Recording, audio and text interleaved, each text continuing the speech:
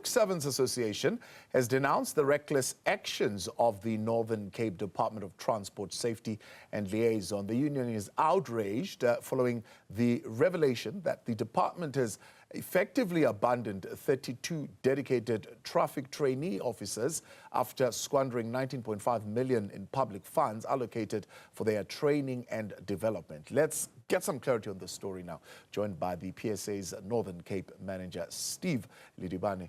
That is Steve, good to have you, and thank you very much for coming on this afternoon. So my understanding is that this is a program that would have recruited some 50 trainees, but in the recent report that was given to the legislature, I believe that the portfolio committee was looking at a 68% failure rate, which means only 16 of the recruits obtained their road traffic law enforcement NQF level 4 certificates.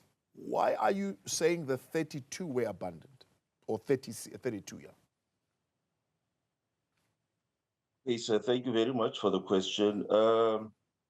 The 50 students or traffic learners, all of them went for the training. The 32 that has not been absorbed or appointed as yet, they actually missed one course each.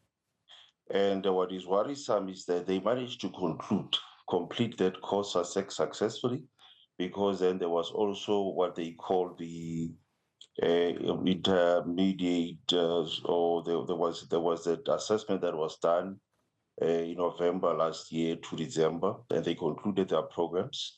Therefore, we find it very difficult for employer as the Department of Transport, Safety and Liaison in the Northern Cape, now to fail to appoint them after they completed the program successfully as they should. They were assessed. There is a document that was sent by the HOD of the department itself to the institution, requesting that these people must be assessed and then to make sure that they meet the requirements. They have met the requirements, and that's why we're outraged at why are they not now being appointed after so much money has been spent on them in a period of 12 months, has also exceeded has been concluded on their training. So the total cost of training the 50 reportedly amounted to 20 million. So was that money allocated properly to the 50 students and used and reported on properly? Because I believe the extra money that they needed to pay was for the remedial program, which you are talking about. But let's start with the initial 19.5 million that was budgeted for this program. The amount was enough for the 50 students that were supposed to go through that particular training process. And it was then the allocation was that it should cover for the entire basic training for traffics at a particular institution, which is mentioned there. But our problem is that the students have concluded, have played their part where they could not or they didn't meet the requirements of specific subject. They have done that now, and they have qualified themselves. So our challenge as PSA is, why are they not? Why is there no movement to accommodate them? Because the 19.5 million now goes basically into a wastage, especially if you look at out of 50, 32, which is the bulk, is now not appointed. And we do not have any particular reason given for failure to appoint them. It's not like the institution where they studied is being owed by the department. No, that is not the reason that has been forwarded. We picked up from the members themselves saying that the HOD mentioned something to the effect that he is under no contractual obligation whatsoever to appoint them. Now, the questions that we're asking are, one, why did you then first and foremost subject them to training when you had no intentions of appointing them and giving them permanent employment? Number two, why did you spend that amount of money, which we know that government is operating under austerity measures. Now you spend 20 million. After doing that, you turn around and say you are not appointing. It's a problem that we're faced with as PSA, and we feel that the department must act accordingly and have those people appointed, as in yesterday already. Now, talk to me about the 23 recruits from Hantam who were since employed. Where were they employed and how were they employed?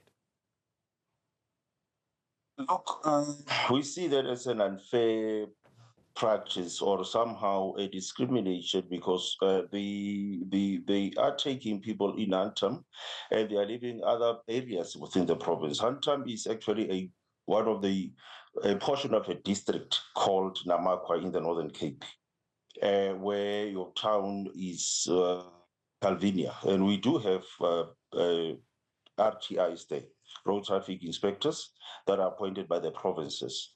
And we cannot have an understanding because the only way we can label this thing is it's an unfair discrimination towards the rest who have not been appointed because now there is a concentration of people that are coming from one particular area that were appointed, one district or portion of a district called Namakwa. And we do have quite a number of other towns where we do not have a cover of police or for traffic officers in the roads. We should be functioning at around 190 something, 97 traffic officers in this province, and we are less than 100 at this stage. Yeah.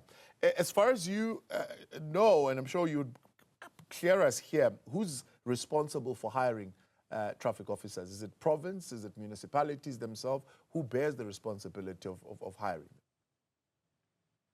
We have two types of, or two different types of traffic officers.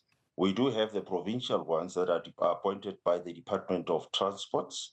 In the Northern Cape, they are under Department of Transport Safety and Liaison.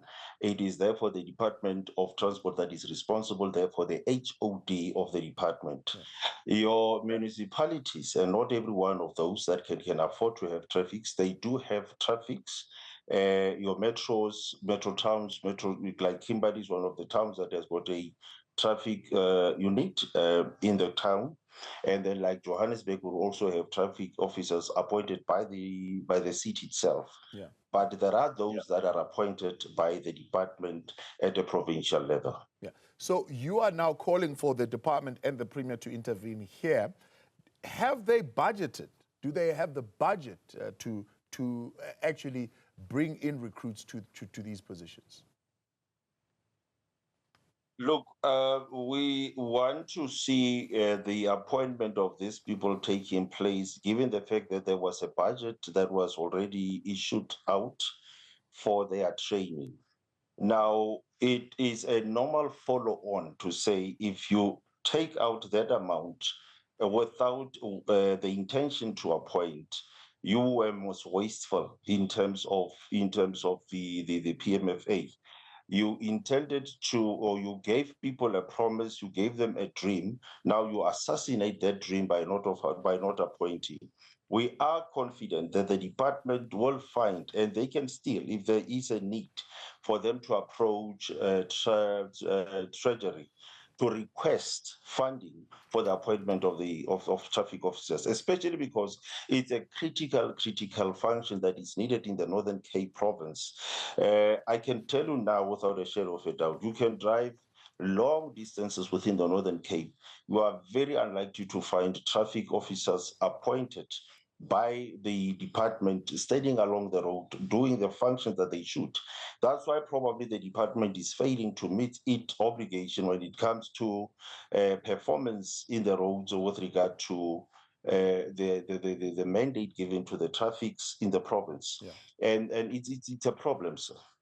Steve, I appreciate your time. Thank you very much for coming on. That is Steve Ledibane, PSA Provincial Manager in the Northern Cape. At the time, of course, of us going on air, we were still reaching out to the Department of Traffic and Liaison, Transport Safety and Liaison, I beg your pardon, in the Northern Cape for them to respond to this, and we'll continue trying, of course, to get their views on the matter.